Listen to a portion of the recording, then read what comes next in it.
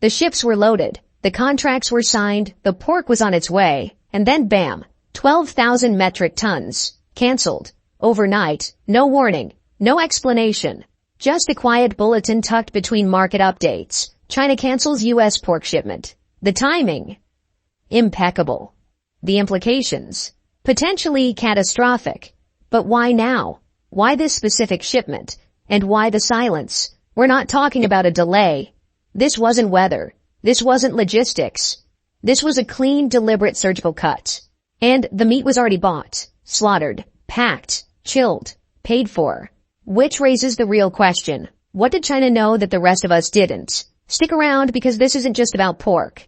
This may be the opening shot in an entirely different kind of war.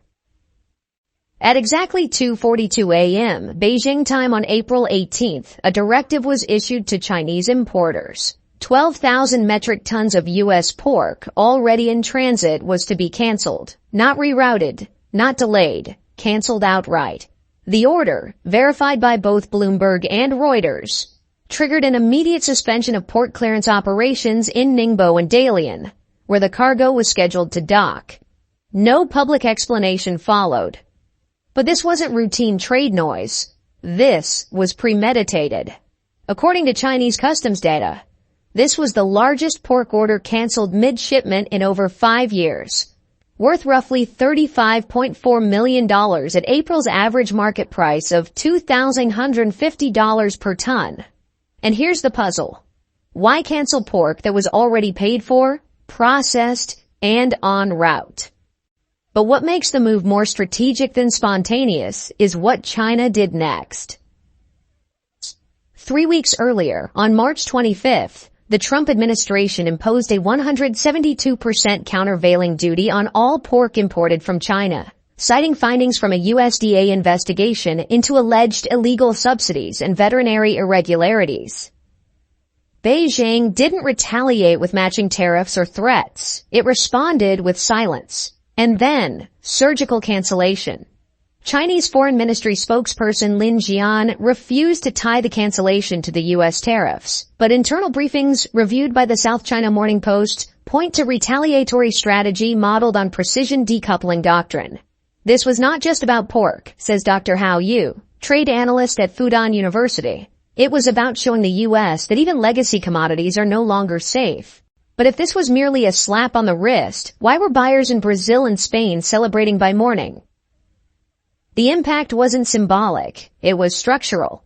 According to the National Pork Producers Council, NPPC, the cancellation created an immediate backlog of nearly 26 million pounds of pork, the equivalent of 110,000 market-ready hogs, flooding into domestic supply chains already buckling under seasonal oversupply. The hardest hit? Iowa, North Carolina, and Minnesota, which together produce nearly 60% of U.S. pork exports to China.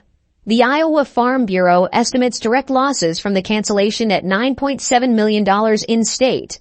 But the cascading effects, plummeting auction prices, overcapacity at processing plants, layoffs, could balloon that number threefold.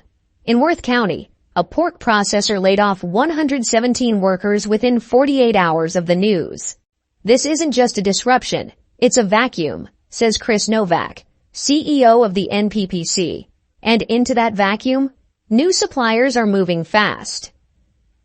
On April 19th, the day news of the cancellation broke. Tyson Foods shares dipped 4.3%, while Hormel Foods, another pork heavyweight, saw a 3.1% drop. Yet analysts weren't aligned. A Citi research memo issued that morning flagged the cancellation as an isolated retaliatory gesture. But Morgan Stanley took the opposite view, warning of a structural pivot in Chinese protein procurement. The divergence highlights the problem. Markets are still viewing agricultural exports through short-term volatility, not geopolitical risk. And that's a blind spot. The CME Lean Hog Futures Index fell 6.5% in 72 hours, its sharpest weekly drop since the 2020 supply chain lockdowns. Markets are pricing this like a one-off, says Rabobank's global protein strategist Chenjun Pan. But China is signaling a long-term shift. The question is, where's that shift headed?